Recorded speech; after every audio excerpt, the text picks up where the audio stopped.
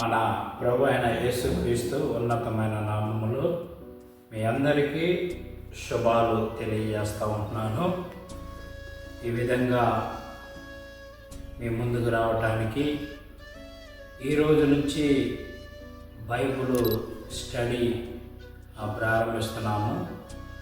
ఆదికాండం మొదలుకొని ప్రకటన వరకు కొన్ని విషయాలు మీతో పంచుకోవాలని నేను ఈ విధంగా మీ మధ్యలోకి వచ్చిన్నాను. అయితే ఇంక మనము సమయము వ్యర్థం చేయకుండా దేవుని వాక్యంలోకి వెళ్దామండి. మొదటగా ఆదాము గురించి మనం కొన్ని విషయాలు ఈరోజు మనం తెలుసుకుందామండి. ఈ సృష్టిలో మొట్టమొదటిగా దేవుడు ఆదాముని సృష్టించినట్లుగా మనం చూస్తూ ఉంటున్నాము. ఆదాముని దేవుడు ఎలా చేశాడు అని మనము బైబిల్లో గమనించినట్లయితే ఆదికాండము 1వ అధ్యాయం 26వ వచనంలో ఈ విధంగా రాయబడింది. ఆయన స్వరూపములో ఆయన పోలికలో దేవుడు ఆదామును చేసినట్లుగా మనం చూస్తూ ఉంటున్నాం దేవుని బిడ్డలారా. కనుక ఆయన స్వరూపములో ఆయన పోలికలో దేవుడు ఆదాముని చేసి ఉన్నాడు. అయితే ఆదాముని మరి ఆయన పోలికలు ఆయన స్వరూపంలో చేసుకున్నాడు. దేవుడు కూడా ఎలా ఉంటాడంటే మనిషి రూపంలోనే ఉంటాడు. కానీ దేవుడు గొప్ప తేజస్సు, గొప్ప వెలుగు ఆయన ఎవరు కూడా చూడలేరు. అయితే అదే మహిమను అదే దేవుడు ఆదాముకి ఇచ్చినట్లుగా మనము బైబిల్లో చూస్తూ ఉంటున్నాము.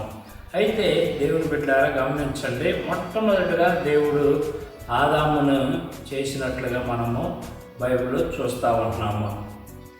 అయితే ఆదాము ఒక మనిషే కాదండి, ఆదాము ఒక మహిమతో నింపబడ్డాడు.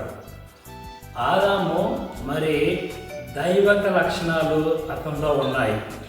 మహిమ, మరి విశ్వాసము, ప్రార్థన అన్నీ కూడా ఆదాములో కనబడతా ఉన్నాయి.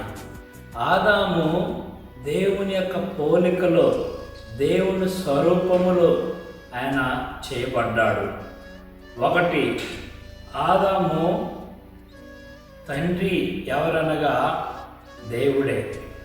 మొట్టమొదటిగా ఆదాముకు తండ్రి ఎవరంటే మరి దేవుడు. తల్లి ఎవరనగానే ఆదాముకి దేవుడేనండి. మరి ఆదాము భూమి మీద ఎన్ని సంవత్సరాలు జీవించున్నాడంటే ఆదికాండం 5వ అధ్యాయము 5వ వచనంలో ప్రకారముగా 930 సంవత్సరాలు జీవించినట్లుగా మనం చూస్తూ ఉంటున్నాము. కాబట్టి ఆదాము మరి 930 సంవత్సరాలు జీవించినట్లుగా మనం చూస్తూ ఉంటున్నాము. ఆదాము దేవుని పోలికలో దేవుని స్వరూపంలో సృష్టించబడిన వ్యక్తి. ఆయన మహిమ ప్రభావాలు మరి ఆయనకి ఇవ్వబడ్డాయి, ఆదాముకి ఇవ్వబడ్డాయి. దేవుని బిడ్డలారా గమనించండి, దేవుడు కూడా ఆ మహిమ ప్రభావాలు మనకి ఇవ్వటానికే ఆయన యేసుక్రీస్తు పరలోకం నుండి భూలోకానికి మన కోసం వచ్చాడు. ఆయన మన కోసం రావటం కాదు, మన కోసం ప్రాణం పెట్టాడు. తిరిగి ఏ మహిమనైతే ఆదాము కోల్పోయాడో అదే మహిమని ఇవ్వటానికి దేవుడు ఈ లోకానికి వచ్చి ఉన్నాడు. కాబట్టి ఆ మహిమను దేవుడు నీకు ఇస్తూ ఉంటున్నాడు. మరి ఆదాము విషయంలో దేవుడు ఎంతో గొప్ప ఆయన చేసినట్టు చూస్తూ ఉంటున్నాం. ఒకటి, ఆదాము దేవుని స్వరూపంలో దేవుని పోలికలో చేయబడ్డాడు. రెండోది, ఆదాము ఏం కలిగి ఉన్నాడంటే పరిపూర్ణత కలిగి ఉన్నాడు. రెండోది, దేవుడు అతనికి తెలివి తేటలని అనుగ్రహించినట్లుగా మనం చూస్తూ ఉంటున్నాం. పరిపూర్ణత కలిగి ఉన్నాడు మరియు తెలివితేటలు కలిగి ఉన్నాడు. చూడండి, ఆయన మరి పతనానికి కాకముందు అప్పుడు ఎలా ఉన్నాడంటే ఆదాము సంపూర్ణంగా దేవుల్లో ఉన్నాడు, సంపూర్ణంగా దేవునిలో ఉన్నాడు. సంపూర్ణంగా ఉండటమే కాదు కానీ అతడు మంచి ఆలోచన కలిగి ఉన్నాడు, మంచి జ్ఞానం కలిగి ఉన్నాడు, మంచి తెలివిని కలిగి ఉన్నాడు. ఎందుకంటే ఇది ఎక్కడి నుంచి వచ్చింది? ఈ సంపూర్ణత అంటే దేవుడి దగ్గర నుంచి వచ్చింది. ఈ జ్ఞానం ఎక్కడి నుంచి వచ్చిందంటే దేవుడి దగ్గర నుంచి వచ్చింది. కాబట్టి మరి ఆదాము ఆయన పోలికలో చేయబడ్డాడు, ఆయన స్వరూపంలో చేయబడ్డాడు. ఆయనకి మరి దేవుడు అతనికి సంపూర్ణత ఇచ్చాడు. మరి మంచి ఆలోచన, మంచి తెలివితేటలు కూడా మరి ఆదాముకు దేవుడు ఇచ్చినట్లుగా చూస్తూ ఉంటున్నాం. అలాగనే మూడో విషయాన్ని కూడా మీకు తెలియజేస్తూ ఉంటున్నాను. ఆదాము దేవునితో అనుబంధం కలిగి ఉన్నాడు. ఆదాము ఎవరితో? దేవునితో అనుబంధం కలిగి ఉన్నాడు. చూడండి, ఏదైనా తోటలో దేవుడు ఆదామును పెట్టిన తర్వాత చల్లపూట సమయంలో దేవుడంట ఆదాముతో వచ్చి మాట్లాడేవాడంట.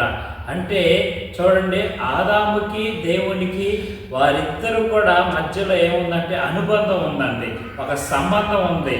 కాబట్టి మనము కూడా దేవుని బిడ్డలుగా జీవిస్తున్న మనము కూడా మరి దేవునికి మనం సంబంధం కలిగి ఉండాలి. సంబంధం అంటే ఆయన సన్నిధిలో నిత్యం ఉండాలి, ఆయన సన్నిధిలో ప్రార్థించాలి, ఆయన సన్నిధిలో పాటలు పాడాలి, ఆయన సన్నిధిలో ఆయన ఆరాధించాలి, ఆయన సన్నిధిలో ఆయన పరిచర్య చేయాలి, ఆయన కొరకు మహిమకరంగా జీవించాలి, ఆయన కొరకు గొప్ప సాక్షిగా ఉండాలి, ఆయన కొరకు మనము ఈ లోకంలో ప్రకటించే బిడ్డలుగా మనం ఉండాలి. దేవుని బిడ్డలారా, ఆయన సంతోషపెట్టే బిడ్డలుగా ఉండాలి. కాబట్టి ఆదాము దేవునితో అనుబంధం కలిగి ఉన్నాడు, ఒక సంబంధాన్ని కలిగి ఉన్నాడు, దేవుని స్వరం వింటున్నాడు. మనం కూడా మరి బుధవారం కావచ్చు, శనివారం కావచ్చు, ఉపవాస కోడికలు కావచ్చు, ఉద్యోగ కోడికలు కావచ్చు, ప్రతి ఆదివారం కావచ్చు, మనం ఏం చేస్తున్నామంటే దేవుని స్వరం వింటా ఉంటున్నాం. చాలామంది దేవుని స్వరం వినట్లేదండి, దేవుని మాటలు వినట్లేదండి. దేవుని స్వరం అనగా దేవుని వాక్యమేనండి. అది ఎందు వాక్యం అంటే వాక్యమే దేవుడే అన్నాడు, ఈ వాక్యమే దేవుడే అన్నాడు. దేవుడు ఈ స్వరంతో నీతో మాట్లాడుతూ ఉన్నాడు. కాబట్టి ప్రియమైన సహోదరుడా, సహోదరి, ఈ యొక్క సమయంలో నేను మీకు తెలియజేస్తూ ఉంటున్నాను. ఈరోజు ఆదాము గమనించండి, దేవుని స్వరూపములో దేవుని పోలికలు చేశాడు దేవుడు. ఆయన దేవుని స్వరూపాన్ని పొందుకున్నాడు, దేవుని పోలికను పొందుకున్నాడు. రెండోది పరిపూర్ణత పొందుకున్నాడు. దేవుని నుంచి మంచి జ్ఞానాన్ని దేవుడు అతనికి అనుగ్రహించాడు. మూడోది దేవునితో అనుబంధం కలిగి ఉన్నాడు. కాబట్టి మనం కూడా ఈ మూడు విషయాలు కూడా మనం కలిగి ఉండాలని కోరుకుంటూ దేవుడి మాటలను దీవించి ఆశీర్వదించును గాక. దేవుడు మిమ్మల్ని అందరినీ ఆశీర్వదించును గాక. Thank you.